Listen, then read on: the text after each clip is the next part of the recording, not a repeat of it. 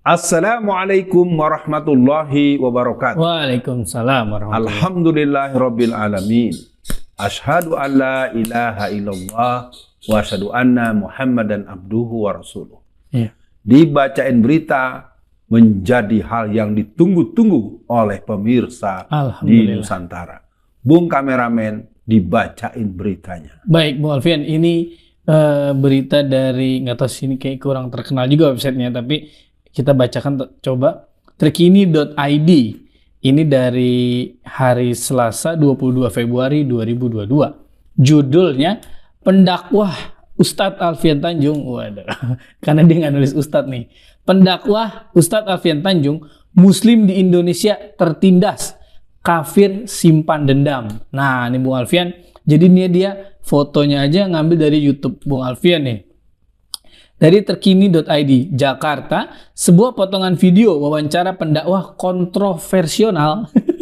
kontroversial Ustadz Alfian Tanjung menyebut mayoritas umat muslim di Indonesia tertindas viral di media sosial. Video Ustadz Alfian Tanjung tersebut sebut umat Islam atau umat muslim di Indonesia dalam kondisi tertindas. Itu viral usai diunggah pengguna Twitter Rafispa STB seperti dilihat pada Selasa 22 Februari 2022. Nah, Bung Alfian, sebenarnya ini sih hanya berita pemancing saja, Bung Alfian. Yang ingin saya tanyakan adalah begini, Bung Alfian. Di Cina, orang kafir mayoritas, orang Islam minoritas, Islam ditindas. Di India, orang kafir mayoritas, orang Islam minoritas, Islam ditindas. Di Indonesia, umat Islam mayoritas, orang kafir minoritas. Kok orang kafirnya tidak ditindas oleh umat Islam, Bung Alfian? Itu pertanyaan saya. Bismillahirrahmanirrahim. Ini tidak sesederhana kita menjawab dengan spontan. Yang jelas saya sampai pada kesimpulan mayoritas yang tertindas itu terbukti. Artinya faktanya. Umat Islam di negeri ini adalah umat, bahasa saya, kalau kita tidak mayoritas, mungkin kita sudah dilibas. Mungkin kita sudah dihabisi. Mungkin kita sudah benamkan semua ke dalam perut bumi.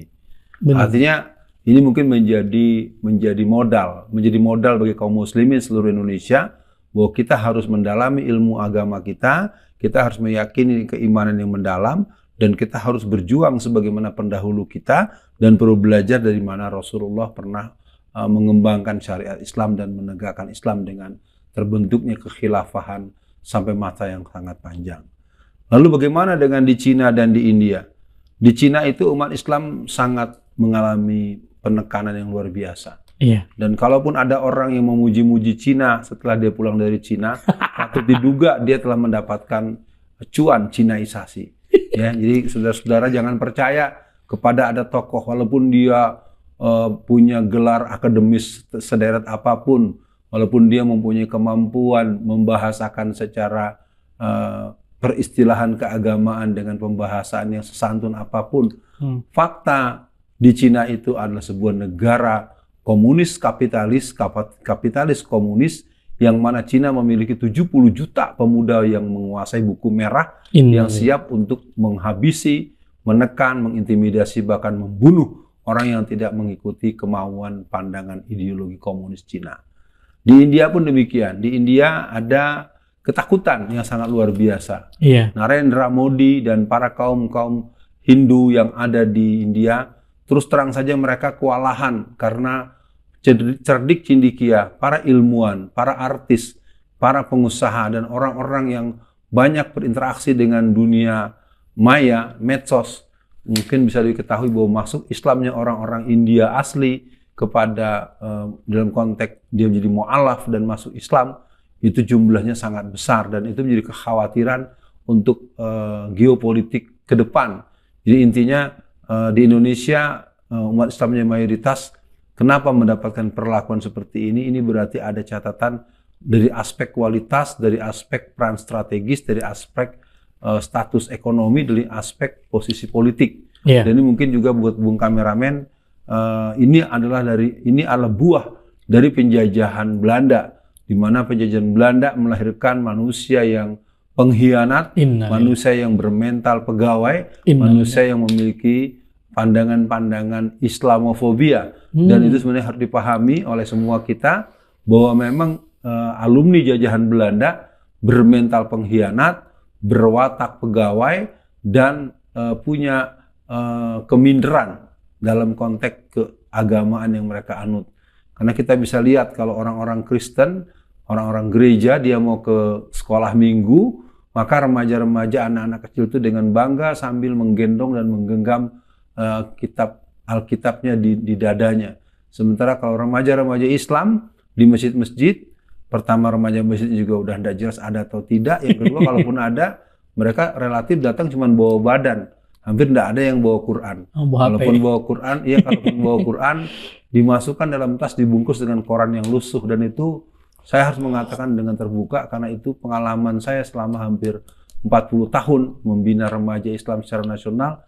Memang keminderan sebagai muslim ini menjadi hal yang cukup serius, ditambah data resmi yang diketahui dan sama-sama kita buat prihatin, ada 65-70% remaja Indonesia diduga tidak bisa membaca Al-Quran. Itu Bung Kameramen. Iya, Bung Alfian, saya tertarik dengan kalimat Bung Alfian tadi. Itu kita ini masih masih banyak aja masih bisa disikapi seperti hari ini, Bung Alfian. Jadi bagaimana kalau kita jumlahnya tuh lebih sedikit?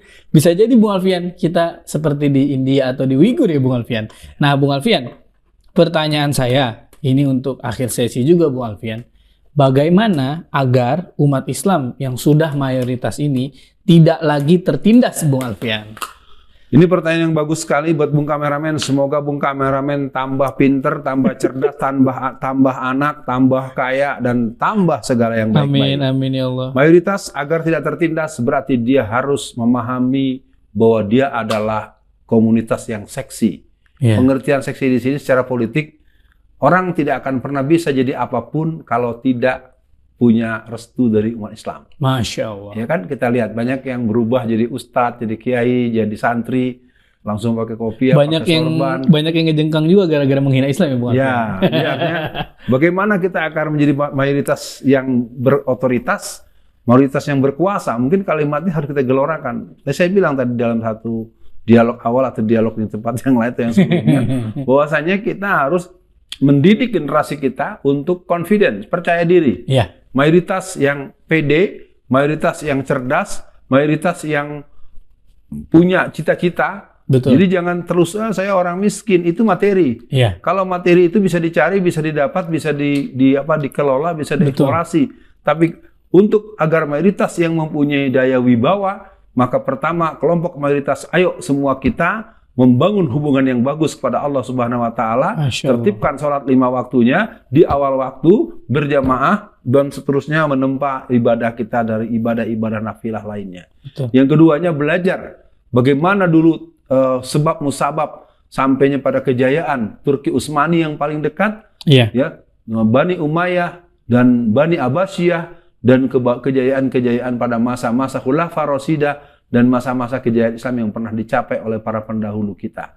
Apalagi yaitu gerakan-gerakan edukasi, gerakan-gerakan ekspansi yang bersifat tentu konstitusional. Ya, gerakan-gerakan pengelolaan kekuasaan, rebut kekuasaan secara satria. Kita tidak biasa bekerja dengan cara sembunyi atau dengan cara yang curang. Ya, sekali lagi, mayoritas di negeri ini saatnya ada di atas pentas. Mayoritas di negeri ini saatnya punya otoritas. Mayoritas di negeri ini harus jadi umat yang mengatur dirinya sendiri. Dan yang minoritas telah terbukti dengan nyata, terbukti dengan meyakinkan menjadi minoritas yang boleh dibilang minoritas yang kejam, minoritas yang tirani minoritas, dan itu harus dihentikan. Maka dari itu seluruh kaum muslimin kuatkan imannya, jadikan manusia dan kumpulan manusia yang berkeilmuan, yang berkeimanan, yang berkekayaan, yang berkekuasaan, dan jadikan Indonesia negeri yang izul Islam wal muslimin, baldatun thayyibatun warabun ghafur. Dan itulah yang bisa kita sampaikan untuk mayoritas yang tertindas, dan kita akan jumpa lagi di Bacain Berita pada sesi-sesi berikutnya. Assalamualaikum warahmatullahi wabarakatuh.